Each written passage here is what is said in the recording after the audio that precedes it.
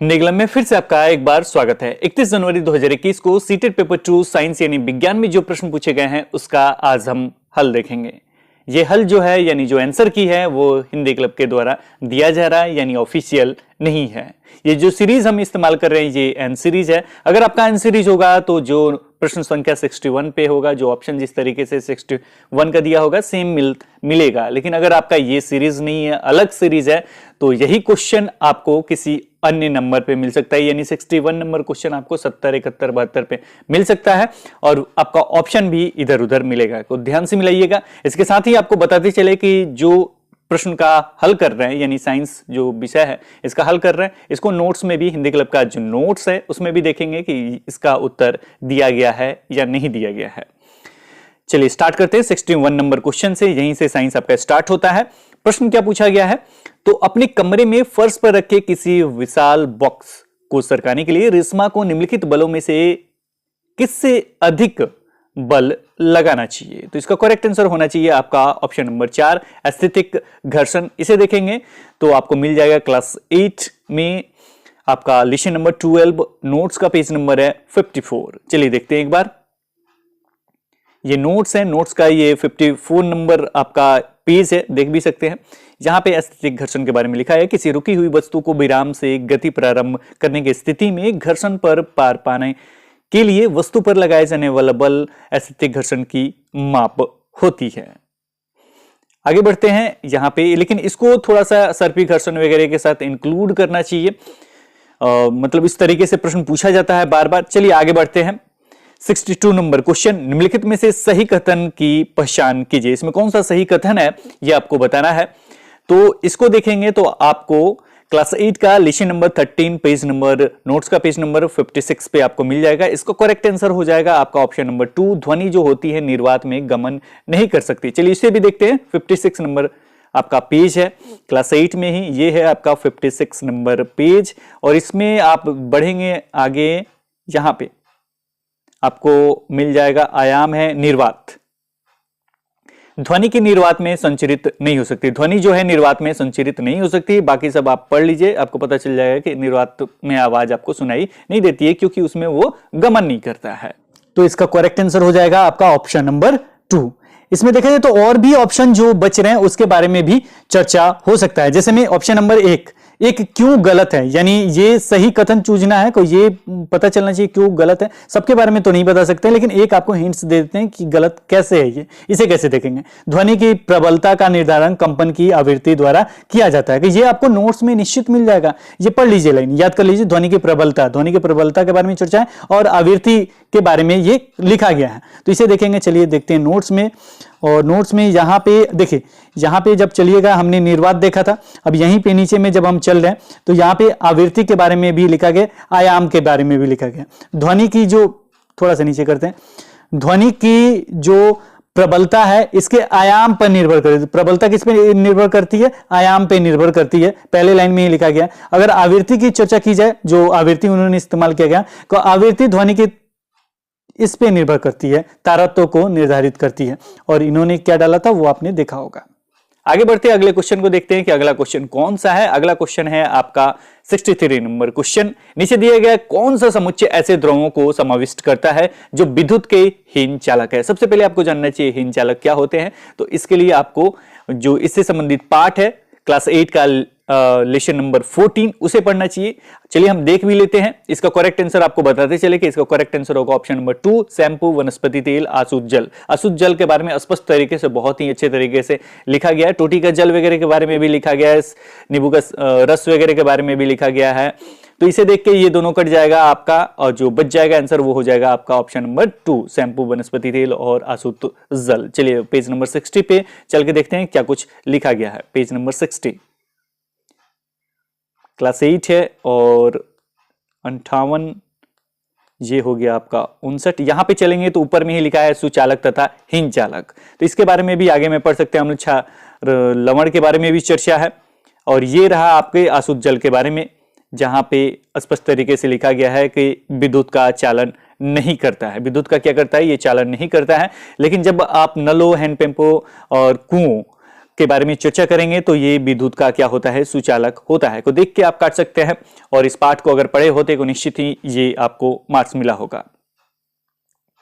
आगे बढ़ते अगले क्वेश्चन पे चलते हैं। अगला क्वेश्चन है आपका, नीचे दिए गए कौन सा समुच्चय रासायनिक परिवर्तनों को समाविष्ट करता है। भौतिक परिवर्तन, रासायनिक परिवर्तन में अंतर आपको जानना चाहिए। अगर वो सब जानते हैं और आपने क्लास 7 का लेसन नंबर 6 पढ़ा होगा तो निश्चित ही इसका करेक्ट आंसर दे सकते हैं। हम उसे भी देख लेते हैं। आपका इसका वैसे करेक्ट आंसर होगा ऑप्शन नंबर आपका 3, लोहे को जंग लगना, कागज का जलना, भोजन का पचना। पेज आपका पेज नंबर है नोट्स का 36, क्लास 7 में देखेंगे। चलिए देखते हैं क्लास 7। ये क्लास 8 है, क्लास 7 सभी को हमने खोल के रखा है। क्लास 1 पेडागोजी सेक्शन को भी हमने खोल के रखा है और यहां पे आपको ये पढ़ सकते हैं आप, भौतिक परिवर्तन होता है, रासायनिक परिवर्तन होता है। भौतिक परिवर्तन किसे कहते हैं, किस तरीके से अंतर होता है, ये थोड़ा स्पष्ट कर लेंगे तो डायरेक्ट आंसर पे भी जा सकते हैं। यहां पे हम दिखा देते हैं आपको, लोहे का जंग लगना और किसी भी पदार्थ का क्या होता है, जलना एक रासायनिक परिवर्तन है। आगे बढ़ते हैं, अगले क्वेश्चन को देखते हैं। अगला क्वेश्चन कौन सा है, तो आपका करेक्ट आंसर 64 का हो गया 3। अगला क्वेश्चन है आपका मैथ से संबंधित। नीना किराने की कुछ वस्तुएं खरीदने के लिए साइकिल से बाजार जा रही थी। बाजार उसके घर से 4 किलोमीटर दूर है। कितना दूर है, तो 4 किलोमीटर दूरी निकल गया 4 किलोमीटर। उसने पहले 10 मिनट 12 किलोमीटर प्रति घंटा की चाल से गमन किया। प्रति घंटा और इन्होंने यहां उपयोग किया गया है मिनट। 10 मिनट 12 किलोमीटर की चाल से गमन किया, तो इसको निकालेंगे तो क्या हो जाएगा, तो ये हो जाएगा, इसका फॉर्मूला क्या होता है, चाल बराबर दूरी बटे समय। तो चाल आपका क्या हो गया 12, इसको मिनट में बदलेंगे तो 12 बटे क्या हो जाएगा 60 हो जाएगा, क्योंकि ये घंटा में है तो 12 बटे 60 हो गया। बराबर क्या हो जाएगा, तो दूरी यहां नहीं दिया गया है कि कितना किलोमीटर गया है, तो नहीं दिया है तो उसको x मान लेते हैं और नीचे में 10 मिनट यानी समय 10 मिनट लगाएगा, 10 लिख दिया है हमने। जब इसको काटेंगे तो कैसे कटेगा, कि 0 से आपका 0 से यहां 0 कट गया, नीचे नीचे काट दिया हमने। वैसे गुणा भी करेंगे तो कट जाएगा, 120 हो जाएगा। 120 को 60 से भाग देंगे तो 2 आएगा। तो दूरी निकल गया, पहले का कितना आया, इससे निकला आपका 2 किलोमीटर। यानी इतने देर में उन्होंने 10 मिनट में कितना दूरी तय किया उन्होंने, 10 मिनट में, यहां हमने लिखा है 2 किलोमीटर। आगे बढ़ते हैं, क्या उसने रास्ते में अपनी मित्र निखत मिलती है जिससे वह रुककर 15 मिनट बातचीत करती है। कितना मिनट बातचीत करती है, दूसरा समय हो गया इनका 15 मिनट। उसके पश्चात वह अपनी यात्रा 8 किलोमीटर प्रति घंटा की चाल से फिर से आरंभ करती है। 8 किलोमीटर प्रति घंटा की चाल से क्या करती है, फिर से वो आगे गमन करती है। तो 8 किलोमीटर वाला भी निकालेंगे, इसका भी वही फॉर्मूला है, चाल बराबर दूरी बटे समय होता है। तो यहां चाल दिया गया 8 किलोमीटर प्रति घंटा, यहां आप देखिएगा तो यहां है 8 बटे 60 हो जाएगा, क्योंकि किलोमीटर प्रति घंटा है, इसको मिनट में चेंज कर रहे हैं तो 8 बटे 60 हो गया।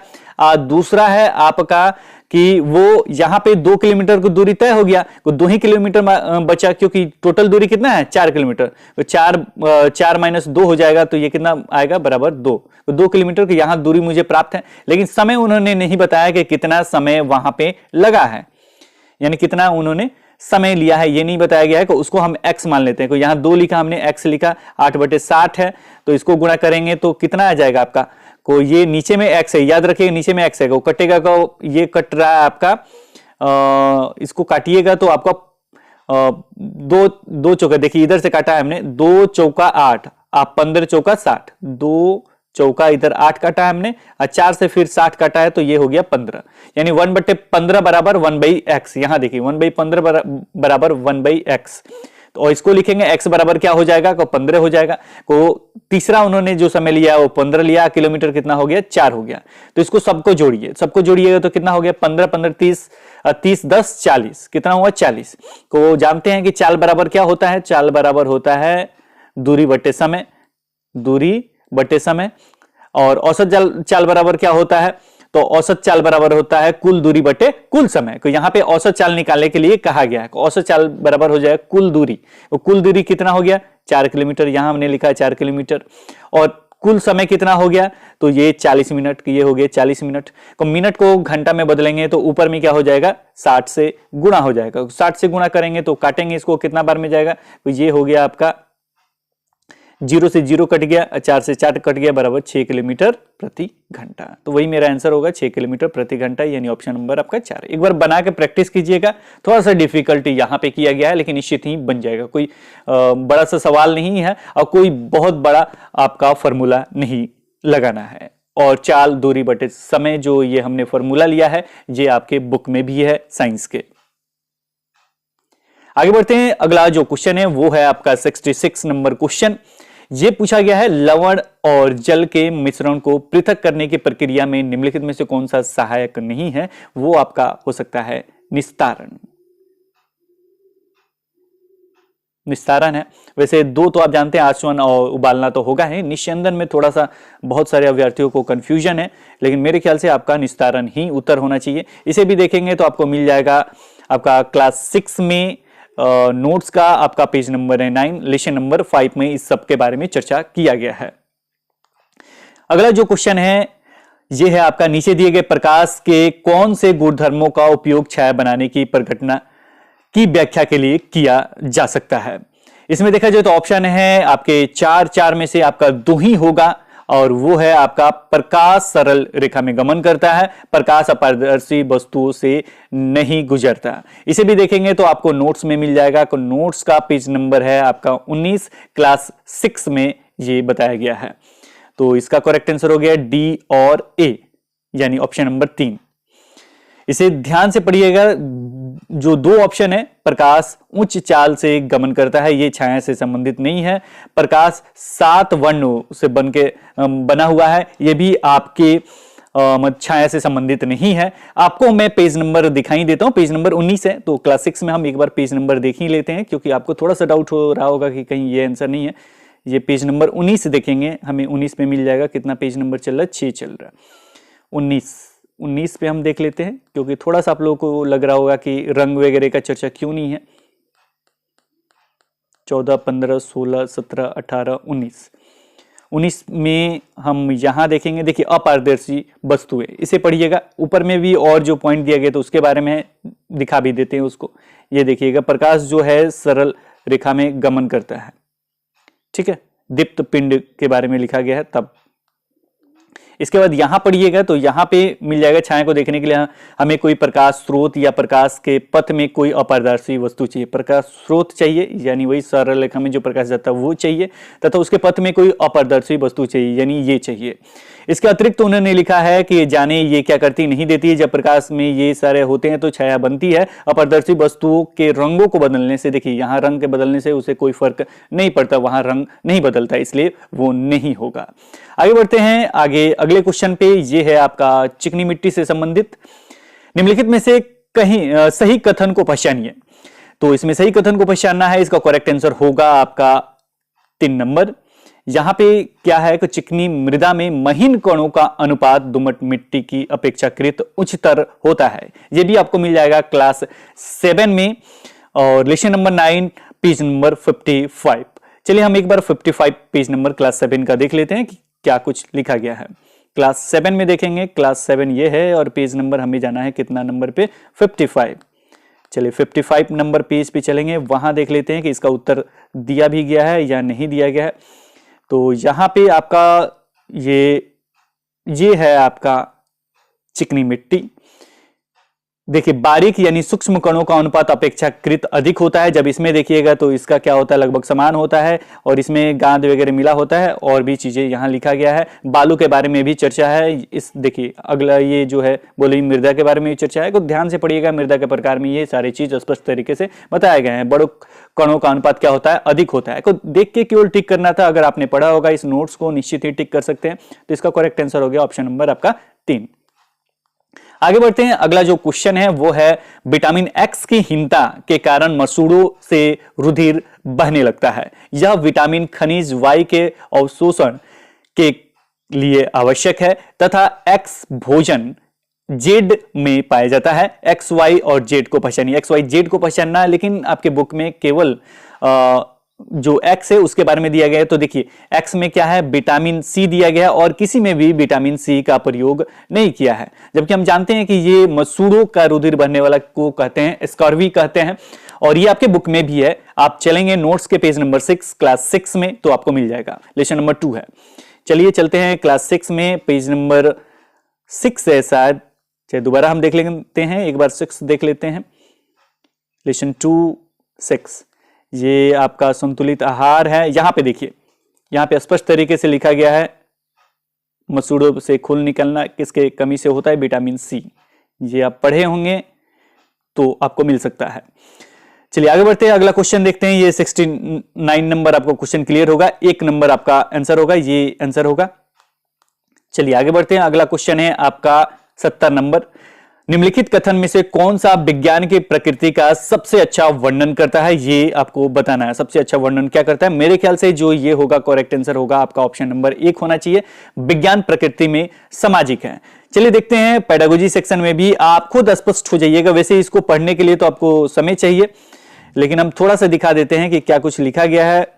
देखिए यहां पे वस्तुनिष्ठ और निष्पक्ष की बात कहा गया, लेकिन इसको पढ़ लीजिएगा क्या कहा गया। लेकिन एक लाइन और लिखा गया है जो हम आपको बताना चाहते हैं।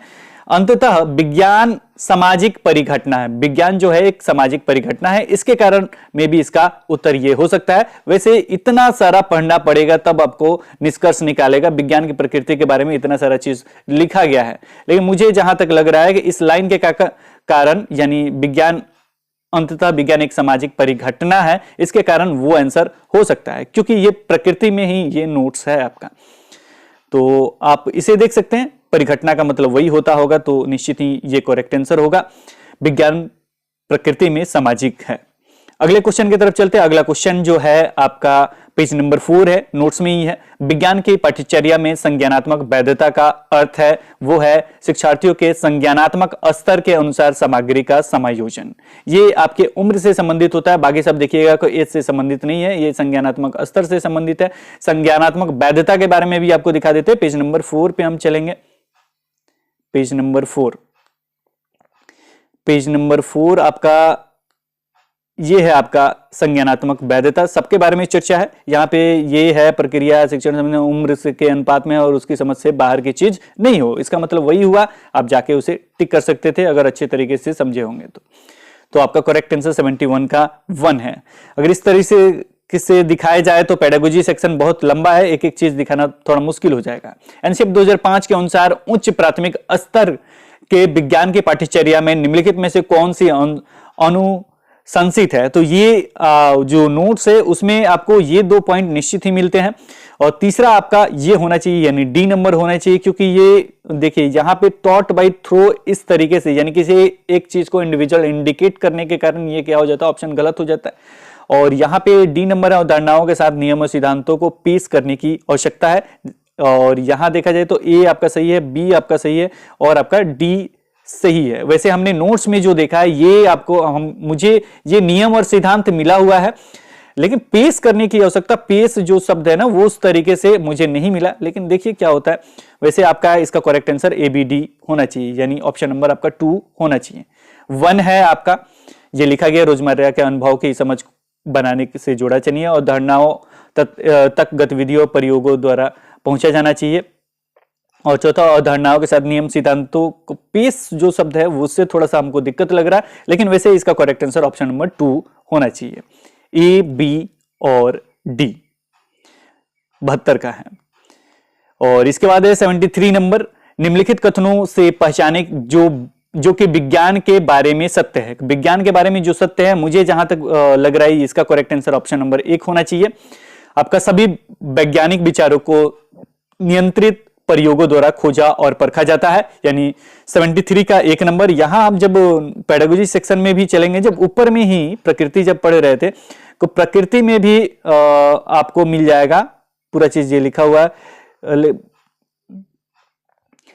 यहां पे जब पढ़ेंगे इसमें ऊपर में भी यही सब चर्चा है। किसी वैज्ञानिक सिद्धांत को सर्वसम्मति से स्वीकार किए जाने के लिए उसे उपयुक्त प्रयोगों परीक्षणों द्वारा क्वेश्चन खरा उतरना ही पड़ता। विज्ञान ये है स्वीकार नहीं किया जाता, केवल अंतिम सच के रूप में स्वीकार नहीं किया जाता। स्थापित सार्वभौम नियम भी विज्ञान अस्थायी नहीं माने जाते। ये सारी चीज लिखा गया है, जिसे लगता है कि इसका करेक्ट आंसर आपका ऑप्शन नंबर 1 होगा, परखा जाता है।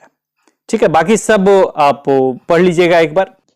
क्वेश्चन नंबर 74, ईसु को एक सप्ताह के लिए मौसम की रिपोर्ट एकत्र करने का एक व्यक्तिगत कार्य दिया गया। व्यक्तिगत कार्य मतलब हो गया इंडिविजुअल वर्क आपका, यानी केवल ईसु को ही वो कार्य दिया गया। कौन सा कार्य दिया गया? तो मौसम की रिपोर्ट एकत्र करने का कार्य दिया गया। कितने दिनों के लिए दिया गया? तो एक सप्ताह के लिए दिया गया। तो इस तरीके से प्रश्न को तोड़िएगा और समझने की कोशिश कीजिए तो आराम से डील हो जाएगा। जितना भी हार्ड क्वेश्चन हो आपको समझ में भी नहीं आ रहा है, लेकिन उसको तोड़ के समझिएगा तो निश्चित ही समझ में आ जाएगा। चलिए आगे बढ़ते हैं, क्या कुछ लिखा गया है। तो नीचे दिए गए आकलन संकेतों से पहचाने की ईसु कहां गलत हो गई। यानी ये जो भी आकलन संकेत 4 ऑप्शन में दिए गए हैं उसको देख के पहचानना है कि ईसु कहां गलत हो गई, यानी जो भी इसमें से ऑप्शन गलत है उसी को टिक करना है। यहां देखा जाए तो पहला ऑप्शन है आपका, वह इस परिणाम पर पहुंचती है कि आने वाले सप्ताह में बारिश हो सकती है या नहीं। दूसरा है, वह निष्कर्ष निकालती है कि आर्द्रता में कमी से वर्षा की संभावना बढ़ जाती है। तीसरा, वह समझती है कि अधिकतम और न्यूनतम तापमान की सीमा प्रतिदिन भिन्न है। चौथा, वह हर दिन एक वेबसाइट से आंकड़े सारणीबद्ध करती है। तो यहां पे रिपोर्ट तैयार करने से संबंधित पूछा गया, मौसम की रिपोर्ट से संबंधित। वैसे देखा जाए तो ये आपके हिंदी क्लब नोट्स में भी है, वो आपका क्लास 7 में है, लेसन नंबर 7 पेज नंबर 40। चलिए उसे एक बार देख लेते हैं और जो भी इसमें ऑप्शन दिखाया गया उससे संबंधित जो भी पॉइंट वहां लिखे गए हैं उसे भी पढ़ लेते हैं। यहां चलते हैं और यहां में सबसे पहले ये 40 नंबर आपका पेज है, अध्याय 7 क्लास 7 का। और यहां पे पहले पढ़ेंगे तो मौसम सामान्यतः किन्हीं 2 दिन अथवा सप्ताह दर सप्ताह समान नहीं होता, यानी ये समान नहीं होता, यहां पे क्लियर हो जा रहा है। और यहां मौसम की रिपोर्ट के बारे में चर्चा है। दैनिक मौसम हो गया यानी प्रतिदिन का 24 घंटे का। दैनिक मौसम की रिपोर्ट में पिछले 24 घंटे के ताप, आर्द्रता और वर्षा, यदि वर्षा हुई हो, के बारे में जानकारी होती है तथा मौसम रिपोर्ट में अगले दिन के मौसम के बारे में पूर्वानुमान भी प्रकाशित किया जाता है, यानी यह आभास हो जाता है कि अगले दिन किस तरह का मौसम होने वाला है। इसके बाद आगे लिखा गया है, यह भारत मौसम विज्ञान विभाग द्वारा तैयार की जाती है। यह विभाग प्रतिदिन विभिन्न स्थानों से वहां के ताप, पवन वेग आदि पर आंकड़े एकत्रित करता है और मौसम के बारे में पूर्वानुमान लगाता है। तो ये हो गया मौसम के रिपोर्ट के बारे में क्या कुछ होता है। और यहाँ पे नीचे चलेंगे तो अधिकतम न्यूनतम तापमापी के बारे में भी चर्चा है। और नीचे चलेंगे यहाँ पे तो आपका इस पॉइंट में देखिएगा उत्तर पूर्वी की जलवायु के बारे में है। उत्तर पूर्वी भारत में वर्ष के अधिकांश भाग में वर्षा होती है। अधिकांश भाग में क्या होते हैं? वर्षा होती है। इसलिए हम कह सकते हैं कि उत्तर पूर्व की जलवायु क्या है? आर्द्र है, यानी आर्द्र मौसम होता है तो क्या होता है? अधिकांश भाग में वर्षा होती है। अब पढ़ते हैं जो भी संकेतक दिए गए हैं उसे। तो यहां पे देखा जाए तो पहला तो है, वह इस परिणाम पर पहुंचती है कि आने वाले सप्ताह में बारिश हो सकती है या नहीं, यहां पूर्वानुमान लगा सकते हैं हम लोग। तो 1 नंबर हो गया आपका करेक्ट। आगे बढ़ते हैं, दूसरा ऑप्शन देखते हैं, वह निष्कर्ष निकालती कि आर्द्रता में कमी से वर्षा की संभावना बढ़ जाती है। एक तो इन्होंने निष्कर्ष निकाल लिया जिसके कारण यह ऑप्शन आपका गलत हो जाता है। दूसरा चीज, आर्द्रता में कमी की बात कहा गया, वहां हमने आर्द्र जो पढ़ा था वहां पे क्या बताया था कि आर्द्र मौसम होता है, तो इसके कारण ऑप्शन नंबर 2 आपका गलत हो जाता है। अगला जो लिखा गया है आपका, वह समझती है कि अधिकतम और न्यूनतम ताप की सीमा प्रतिदिन भिन्न है, यानी प्रतिदिन जो सीमा है वो भिन्न है, अलग हो सकता है। चौथा है, वह हर दिन एक वेबसाइट से आंकड़े सारणीबद्ध करती है। तो जो मौसम का रिपोर्ट था उसके लिए उन्होंने क्या किया था कि वह हर दिन एक वेबसाइट से उन्होंने क्या किया था? आंकड़े सारणीबद्ध करती है। तो ये भी आपका ऑप्शन करेक्ट है। बच गया ऑप्शन नंबर 2 जो इसमें इनकरेक्ट है यानी गलत है। वह निष्कर्ष निकालते हैं कि आर्द्रता में कमी से वर्षा की संभावना बढ़ जाती है। अगले क्वेश्चन की तरफ चलते हैं। अगला क्वेश्चन है 75 नंबर, निम्नलिखित में से क्या शिक्षार्थियों में संकल्पना कमी को समझने के लिए एक उपयोगी रणनीति है? तो इसका करेक्ट आंसर हो जाएगा ऑप्शन नंबर 2। क्वेश्चन नंबर 76, विज्ञान को पढ़ाने के लिए और अधिक लड़कियों को प्रोत्साहित करने के लिए आप निम्न सभी प्रकारों को अपना सकते हैं, सिर्फ एक को छोड़कर, यानी इनमें से एक प्रकार जो है उसे छोड़ के बाकी सब ऑप्शन क्या है? सही है। इसमें देखा जाए तो पहला ऑप्शन है, ध्यान रखें कि विज्ञान की कक्षा में लड़कियां हमेशा हावी रहें। वैसे देखा जाए तो इन्होंने यहां ऑप्शन में क्वेश्चन में डाला है अधिक लड़कियों को प्रोत्साहित करना। तो अधिक लड़कियों को प्रोत्साहित करने के लिए लड़कियां शब्द ठीक है, लेकिन हमेशा हावी रहने की जो बात कहा गया है तो ये थोड़ा सा निगेटिव सेंस में है, इसे हम करते हैं स्टार, ये आपका सही हो सकता है। अगला ऑप्शन है कक्षा में महिला वैज्ञानिकों को आमंत्रित करें। अधिक लड़कियों को प्रोत्साहित करना है तो महिला वैज्ञानिक को लेकर आएंगे, तो उससे लड़कियां जो होंगी वो प्रोत्साहित होंगी और उसमें क्या होगा कि वो भाग लेंगी। तो आगे है अगला ऑप्शन, यानी 2 नंबर ऑप्शन आपका सही है। 3 नंबर देखते हैं, सही मतलब करेक्ट आंसर नहीं है, क्योंकि छोड़कर यानी कौन सा गलत होगा उसे टिक करना है। अगला 3 नंबर ऑप्शन है विज्ञान के बारे में मिथकों और रूढ़ियों की जांच में शिक्षार्थियों को जोड़े, ये भी अच्छा है। 4 नंबर है लैंगिक रूप से संवेदनशील भाषा, ये थोड़ा सा अटपटा सा लग रहा है। लैंगिक रूप से संवेदनशील भाषा का उपयोग करें, संवेदनशील भाषा का उपयोग करें यानी सेंसिटिव लैंग्वेज का उपयोग करने के लिए बात कहा गया। तो यहां पे इन्होंने ये नहीं कहा है कि मतलब अगर यहां पे पक्षपात मतलब लैंगिक रूप से संवेदनशील भाषा लड़का लड़की की तरफ से अगर भाषा का उपयोग होने लगेगा तो ये क्या होगा, आपका ऑप्शन ये आपका ज्यादा गलत लग रहा है। निम्न में सिर्फ एक को छोड़कर, यानी ये आपका गलत हो जाएगा अगर लैंगिक रूप से संवेदनशील भाषा निगेटिव सेंस में वो उपयोग करते हैं, यानी पक्षपात के रूप में अगर उपयोग कर रहे हैं कि ये लड़की को नहीं करना चाहिए, ये सब नहीं करना चाहिए, तो ये ऑप्शन आपका गलत हो जाएगा। लेकिन अगर पॉजिटिव करते हैं मतलब पक्षपात का उपयोग नहीं करते हैं, संवेदनशील भाषा को इन्होंने स्पष्ट नहीं किया है कि संवेदनशील भाषा का उपयोग करें और अपने शिक्षार्थियों को ऐसा करने के लिए प्रोत्साहित करें। चलिए इसको हम स्टार रखते हैं इस क्वेश्चन को, मे भी आपका ये करेक्ट आंसर हो सकता है ऑप्शन नंबर 1 और आपका ऑप्शन नंबर 4 भी हो सकता है। देखिए क्या सीटेट जो है वो आंसर की देता है। अगर ये इन्होंने पॉजिटिव वे में लिखा है तब तो ये आपका होगा नहीं, आपका करेक्ट आंसर हो जाएगा ऑप्शन नंबर 1। अगर ये निगेटिव सेंस में लिखा है क्योंकि यहां अधिक लड़की है तो यहां भी लड़की ठीक है, लेकिन इन्होंने हमेशा हावी भी लगा दिया।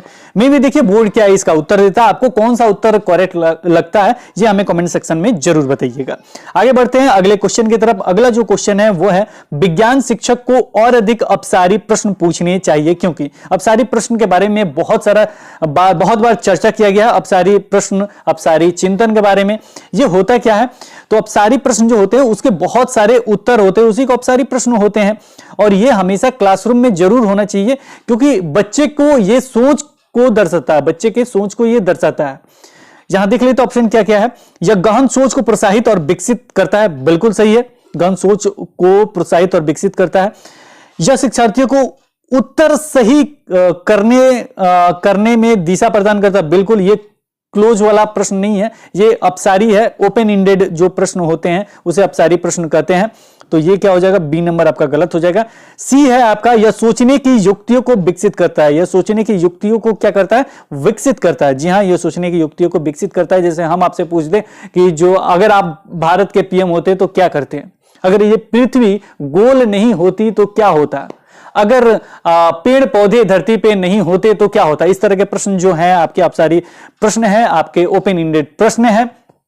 अगला है सी नंबर, यह सोचने की युक्तियों को विकसित करता है, ठीक है। डी नंबर है यह शिक्षार्थियों में सृजनात्मक व्यवहार के आकलन में सहायता करता है। और आप जानते हैं कि अपसारी जो होता है सृजन से संबंधित होता है, बहुत बार दिखाया गया। आप बाल विकास शिक्षा शास्त्र के जब आपने पीडीएफ देखा होगा वहां पे भी हमने टिक करके बताया होगा अपसारी प्रश्न, सृजनात्मक और आपका ओपन इंडेड, ये तीनों एक दूसरे से कोरिलेटेड हैं। तो इसका करेक्ट आंसर हो जाएगा आपका ए सी डी, बी आपका करेक्ट नहीं होगा।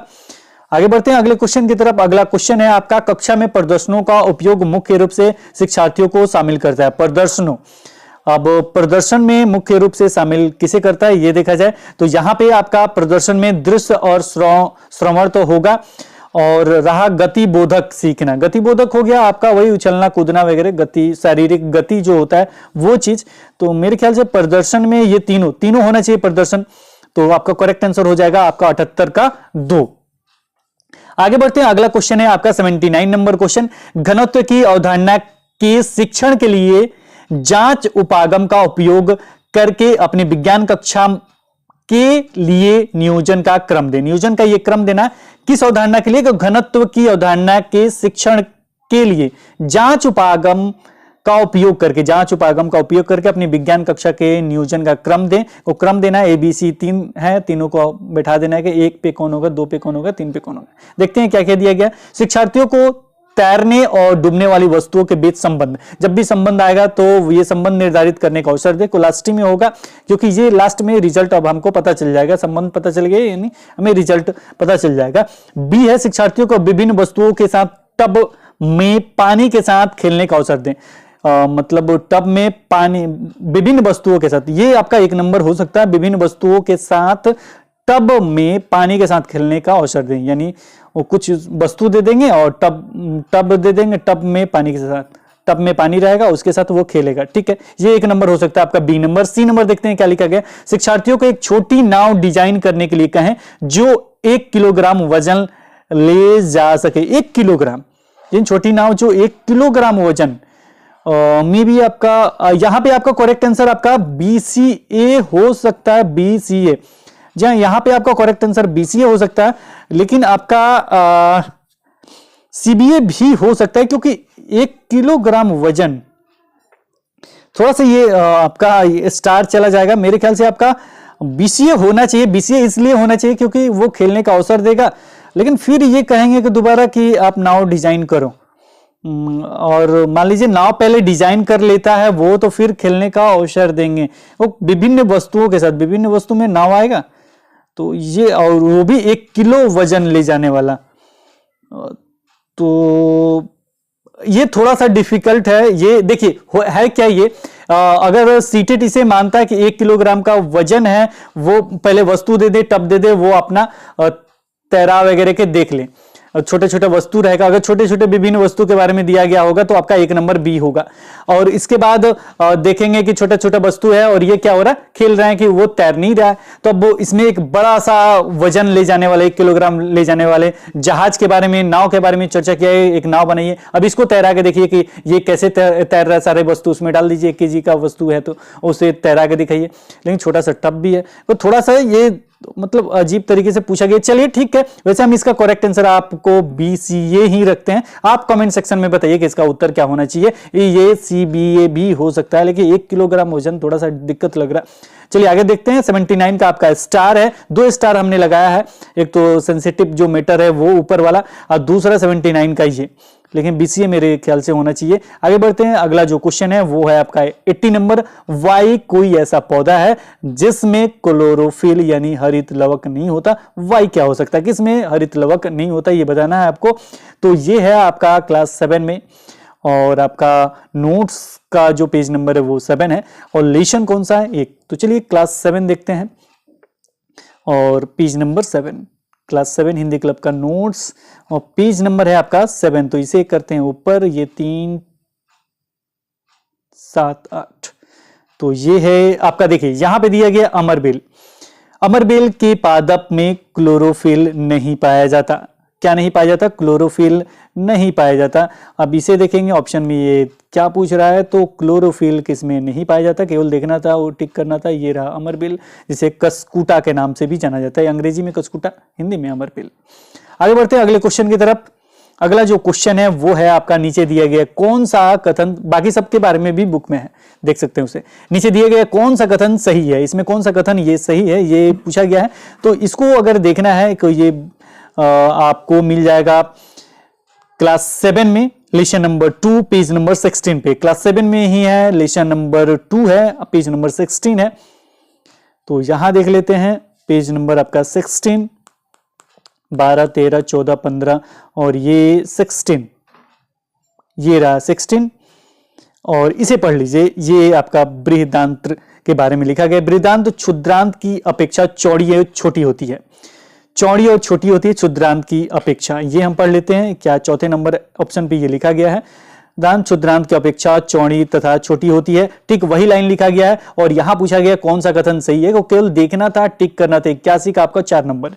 हिंदी क्लब का नोट्स अगर आप पढ़े होंगे तो बहुत ही अच्छा कर रहे होंगे। चलिए आगे देखते हैं। अगला है आपका रेशम कीट के जीवन चक्र और रेशम फाइबर के उत्पादन के संबंध में कौन सा कथन सही नहीं है। यहां सही नहीं पूछा गया।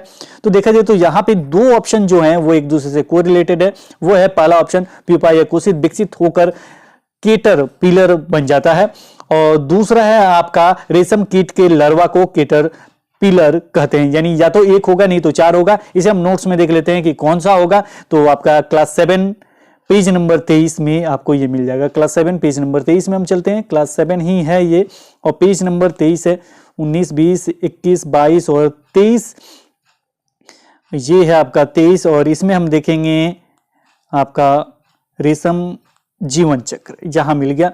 और यहां पे पढ़िएगा इसको, मादा रेशम कीट पहले अंडे देती है जिनसे लार्वा निकलते हैं जो कैटरपिलर, इल्ली या रेशम कहलाते हैं। जो लार्वा से निकलते हैं उसे ही हम कहते हैं, यानी ऑप्शन नंबर 4 आपका राइट आंसर है। पूछा गया कथन कौन सा सही नहीं है, नहीं पूछा गया है तो नहीं होने पे कौन सा आपका कट जाएगा, तो ये हो जाएगा आपका करेक्ट आंसर। ये गलत है क्योंकि ये होता है, यानी ऑप्शन नंबर आपका 4 ये होता है, रेशम कीट के लार्वा को कैटरपिलर कहते हैं।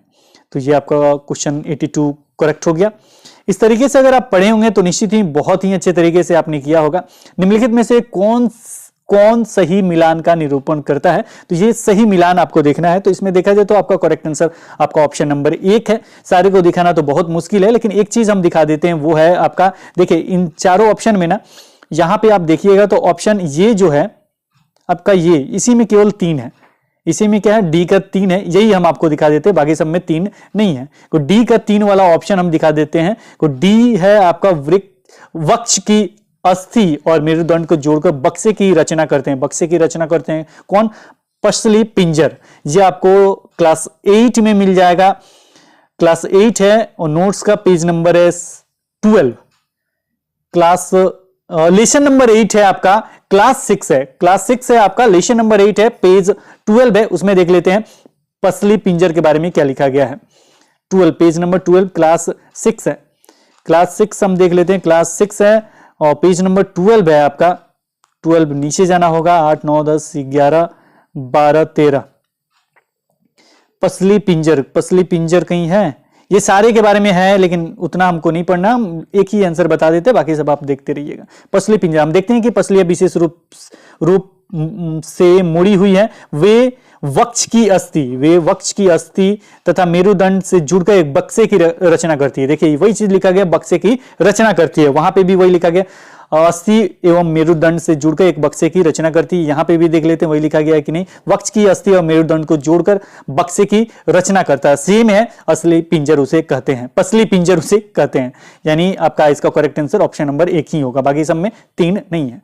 चलिए आगे बढ़ते हैं। अगला जो क्वेश्चन है वो है आपका 84 नंबर क्वेश्चन। निम्नलिखित में से मानव की कौन सी ग्रंथि 2 से अधिक हार्मोन स्रावित करती है, ये भी आपको मिल जाएगा क्लास 8 में। आपका जो पेज है वो है आपका लेसन नंबर 3 और पेज है आपका 47 नंबर पेज पे। ये आपका करेक्ट आंसर ही हम आपको बता देते हैं, आपका पीयूष होगा। और यहां पे अग्नाशय जो है वो 2 करता है, लेकिन 2 से अधिक इन्होंने अधिक हार्मोन स्रावित कौन करता है, को पीयूष करता है। और वहां पे इतने अच्छे तरीके से चर्चा नहीं किया गया, लेकिन पीयूष के बारे में बताया कि अधिक ये हार्मोन स्रावित करता है। आगे है अगला जो क्वेश्चन है, ये आपको मिल जाएगा क्लास 8 में और पेज नंबर आपका ये है आपका 46 है, लेसन नंबर 4 है। पेज नंबर आपका 22 है, यानी 22 है। लेसन नंबर आपका 4 है, क्लास 8 है। नोट्स का पेज नंबर 22 है। वैसे देख लेते हैं क्या दिया गया, नीचे दिए गए कथन सही है। सभी धातुएं कठोर होती है, सभी धातुएं कठोर नहीं होती है, जैसे में सोडियम और पोटेशियम। सभी धातुएं गैस होती है, नहीं। सभी अधातुएं गैस होती है, नहीं। सभी अधातुएं गैस नहीं होती है। एक द्रव होता है जिसका नाम है ब्रोमीन। अगला है, यानी 4 नंबर ऑप्शन पढ़ लेते हैं। सभी धातुएं ठोस होती है, नहीं। सभी धातुएं ठोस नहीं होती, एक अपवाद है, वो है आपका द्रव होता है। कमरे के ताप पे क्या होता है, द्रव रूप में पाया जाता है, वो क्या है आपका पारा। पारा किस में मिलता है, को पारा आपका जो थर्मामीटर होता है उसमें पारा आप देख सकते हैं। इसके बाद जो बच गया वो हो जाएगा आपको करेक्ट आंसर। करेक्ट आंसर हो गया ऑप्शन नंबर 3। सभी धातुएं अतन्य यानी तन्य नहीं होती है, तो ये करेक्ट आंसर हो जाएगा। आप नोट्स वगैरह में जाके देख सकते हैं पेज नंबर 22 पे। अगला जो प्रश्न है वो है आपका, वाई कोई मानव निर्मित रेशा यानी फाइबर है जिसे प्राकृतिक स्रोत से प्राप्त किया जाता है। वाई क्या हो सकता है, तो ये आपको मिल जाएगा क्लास 8 नोट्स का आपका पेज नंबर है 17। क्लास 8 है, नोट्स का पेज नंबर 17 है। चलिए हम इसे देख लेते हैं। ये रेयन है, लेसन नंबर 3 है। ये भी अगर आप देखना चाहें तो मिल जाएगा। क्लास 8 में जाना है, पेज नंबर आपका नोट्स का 17 है। क्लास 8 कहां गया, पेज नंबर 17।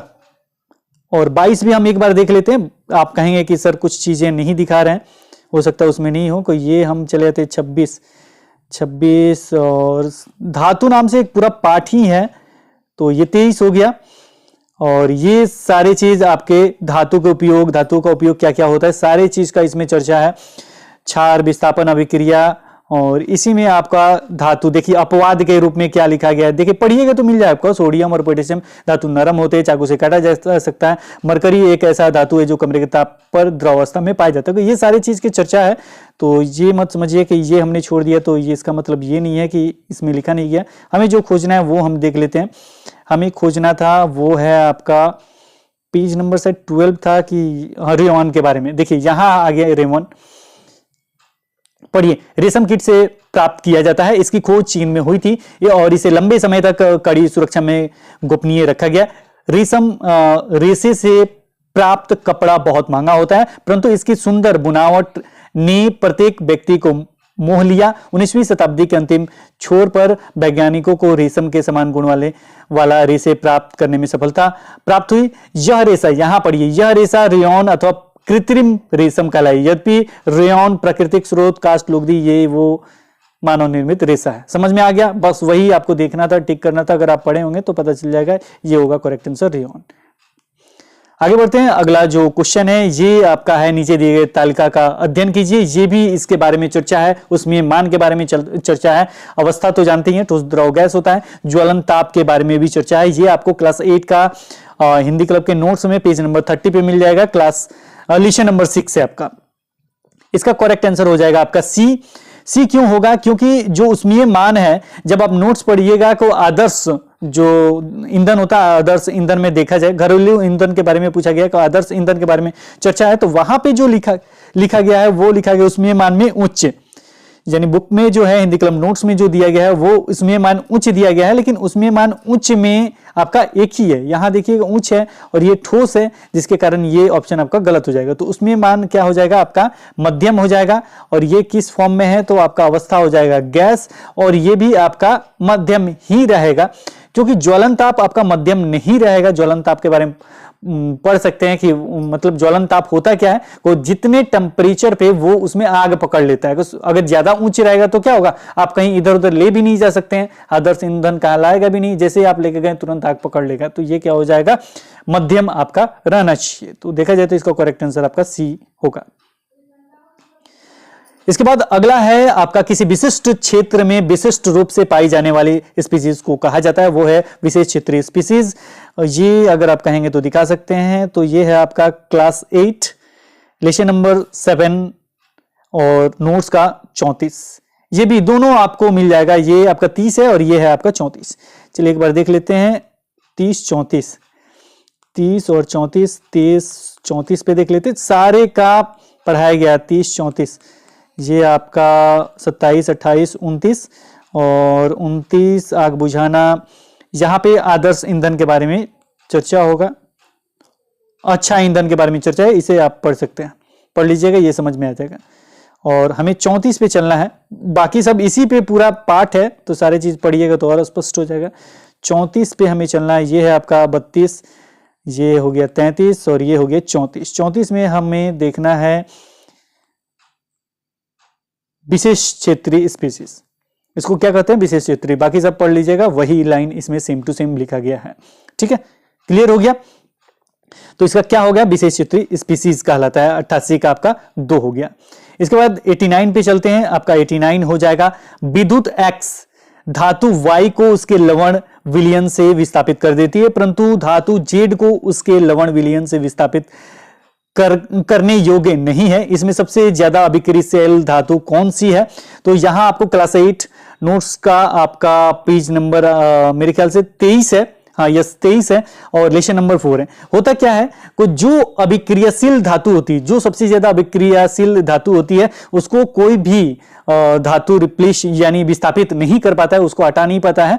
और ये नोट्स में लिखा भी गया है और आपको प्रयोग करके भी दिखाया गया है। तो एक्स धातु जो धातु X है, धातु Y को उसके लवण विलयन से क्या करता है, विस्थापित कर देता है, लेकिन Z को नहीं करता। Z को क्यों नहीं करता? क्योंकि सबसे ज्यादा अभिक्रियाशील धातु वही है, क्योंकि वो अपने से ज्यादा अभिक्रियाशील धातु को वो नहीं हटा पाता है। एक होता है ना ताकतवर, वही समझिए कि जो ज्यादा अभिक्रियाशील होगा उसको नहीं हटा पाएगा, वो ताकतवर होता है। तो इसका करेक्ट आंसर हो जाएगा ऑप्शन नंबर 2 यानी Z। ठीक है, ये आपको नोट्स में भी मिल जाएगा, ये भी आपको क्लास 8 में पेज नंबर 69 पे मिल जाएगा।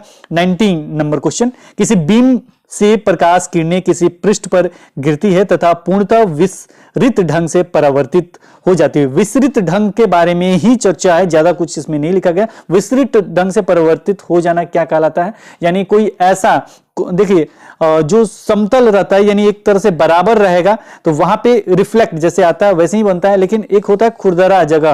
क्या होता है? खुरदरा जगह। तो यहां पे अगर किरणें जब आती है तो यहां टकराने के बाद ये क्या होता है ना, इधर उधर वो चली जाती है, उसी के बारे में ये चर्चा है। परावर्तित हो जाती है। आप इस बिंब के प्रतिबिंब की प्रकृति के बारे में क्या कह सकते हैं? मुझे लगता है इसका करेक्ट आंसर होगा ऑप्शन नंबर आपका 3, कोई प्रतिबिंब नहीं बनेगा, क्योंकि ये विसरित हो जाती है। विसरित मतलब इधर उधर भाग जाएगी, तो मेरे ख्याल से कोई प्रतिबिंब इसका नहीं बनेगा। क्या आपको करेक्ट आंसर लगता है ये हमें कमेंट सेक्शन में जरूर बताइएगा। किसी भी प्रश्न पे आपको डाउट हो तो हमें उसे कमेंट सेक्शन में जरूर बताइएगा। ऑफिशियल आंसर की आने पे फिर हम चर्चा करेंगे कि मेरा उत्तर क्या था। अगर ये जो आपको नोट्स वगैरह दिखाए जा रहे हैं, क्यों दिखाए जा रहे हैं कि अगर आपको कम मार्क्स आ रहे हैं तो क्या पढ़ना चाहिए। जो भी वीडियोस बन रहे हैं उस पे हम नोट्स इसलिए दिखा रहे हैं, बड़ा वीडियो इसलिए बन रहा है तो बन रहा है, लेकिन हम इसलिए दिखा रहे हैं क्योंकि आपको वास्तविक रूप से क्या पढ़ना चाहिए ये आपको पता होना चाहिए। बाकी सब अगर नोट्स वगैरह है तो नोट्स आप जानते हैं इस पे वीडियोस बने हुए हैं जो फ्री में अवेलेबल है, आराम से देख सकते हैं अगर आपके पास पैसा नहीं है तो। लेकिन नोट्स के लिए आपको पे करना होगा, क्योंकि सारी चीज ये ऑनलाइन से होते हैं, ये कोई थर्ड पार्टी करता है ये सारी चीज हैंडल वगैरह, तो उसके लिए आपको पे करना होगा। पे करने के लिए आपको प्ले स्टोर से हिंदी क्लब ऐप इंस्टॉल करना होगा, लिंक भी आपको डिस्क्रिप्शन बॉक्स में मिल जाएगा। तो आज इस वीडियो में इतना ही, फिर मिलते हैं एक नए वीडियो के साथ, तब तक देखते रहें, बने रहे हिंदी क्लब पे। धन्यवाद, बाय बाय।